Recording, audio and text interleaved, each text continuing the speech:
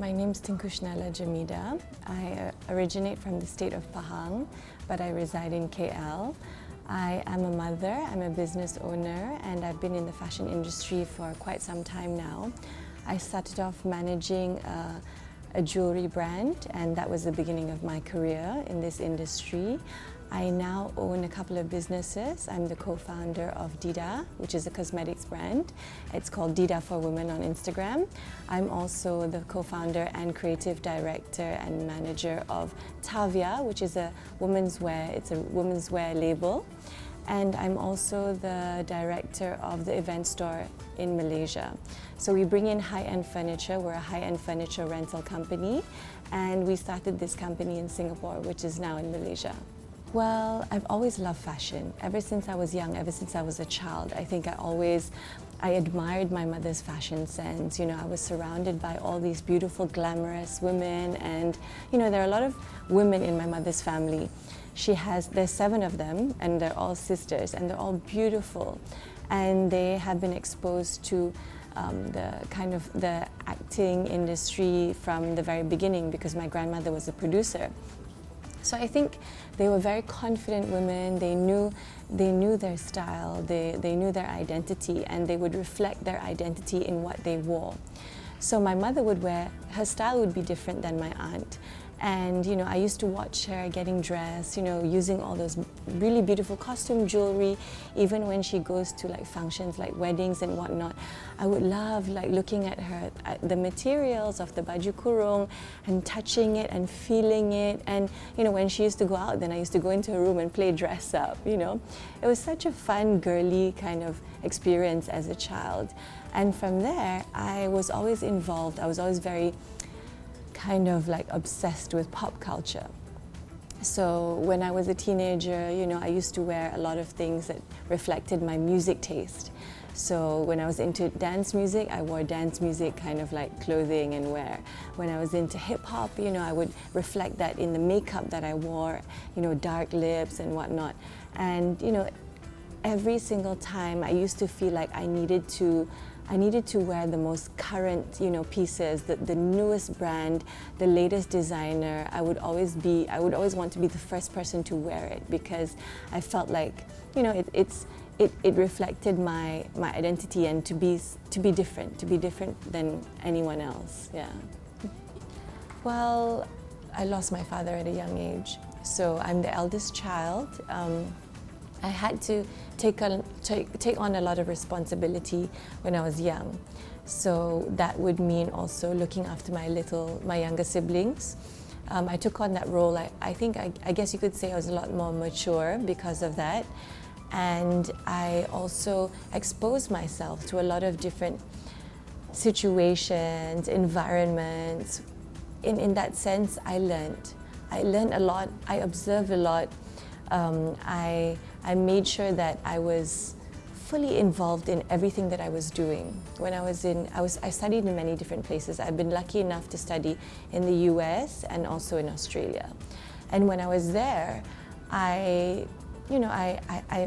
mixed with the locals. I made sure that I was involved with everything that was happening at that time, then and there. And like I said, it was involved. My passion is also music. So when I was in Australia, I organized like music events. So a lot of my friends were DJs. So we used to have a lot of events there. And not only that, I also worked with Fendi. So I knew what it was like to make a sale. I knew what it was like to handle everything from stocks, inventory, customers, and everything. And I learned by doing that I loved making a sale. It gave me that sense of that satisfaction. It gave me that thrill every time I sold something. My biggest fear is, I guess you'd have to say, time.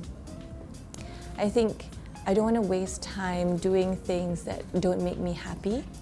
I think that nowadays, you know, what's most important is to be happy. Because if you're not happy, then you won't be able to do your job well. If you're not happy, you won't be able to perform at your best and also give your family your best. So my biggest fear is just doing mundane things or doing unproductive things that that won't make me happy in the end. I want to live with a purpose. I want to live with meaning. I want to make sure that, you know, I make myself happy first, because if you don't make yourself happy, then you won't be able to make anyone else happy or do your best or perform at your best. Has your husband supported you? He's very supportive. I'm blessed to have somebody who believes in me, who gives me that kind of like support.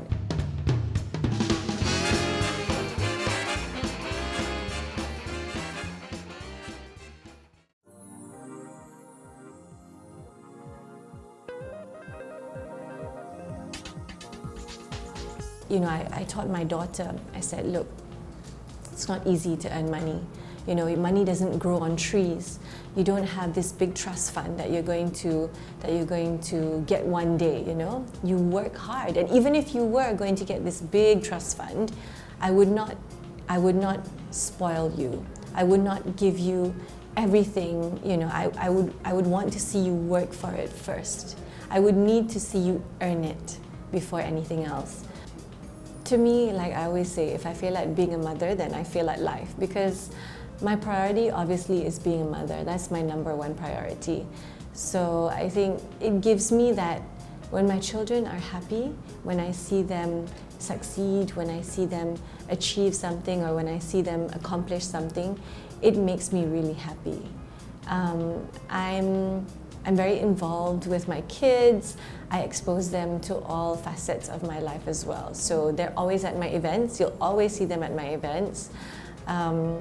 And they know what I'm doing, of course. And if they don't like it, then they don't have to. If they don't want to choose the same career path as me, that's not a problem.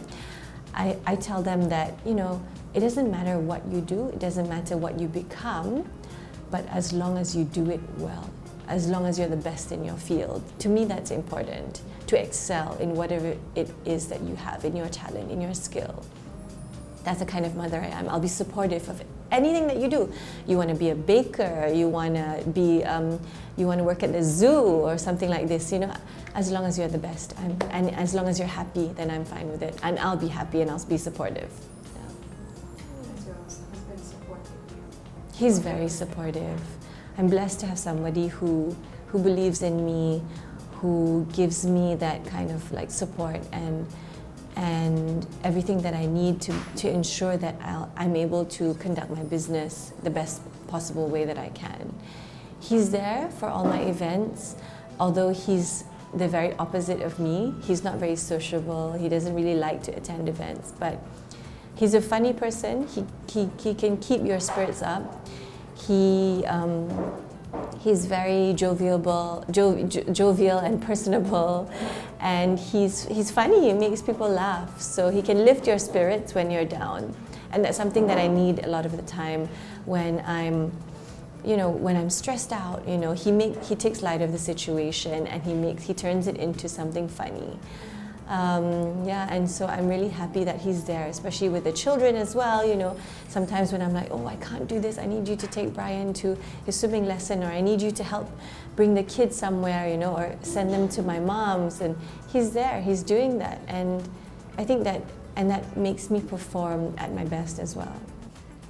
What's your ultimate goal in life? My ultimate goal in life. From young, I was taught that to contribute to society.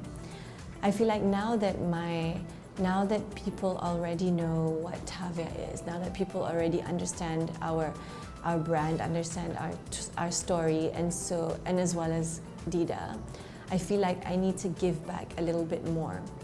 Although I do my, I guess you could say, my own like little social initiatives or for charity, but it's very, I stay behind the scenes. It's not so, you don't see me like, you know, doing all of this, not for publicity. But now that I'm in a position where I can influence people, where I can create a difference in people's lives, I'm actually building something right now. It's in the works. I've partnered up with one of my closest and best friends, and we have a good team, and we'll be announcing really soon our kind of little social and humanitarian initiative.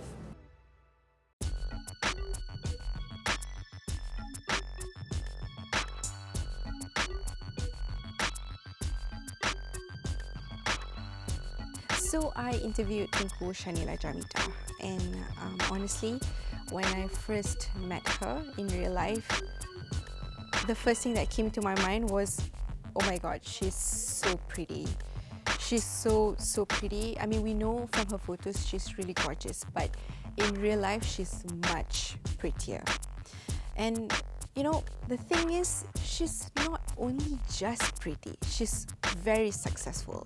She has multi-businesses, she's a prominent figure in the fashion industry. And another thing that I really like about her is how she's so engaged with her children. She allows them to be themselves, she gives them the freedom, she doesn't force the children to be like her. I mean, I think she is really good at being a mother. And you know, during the interview, what really struck me was when I asked her about her regrets in life.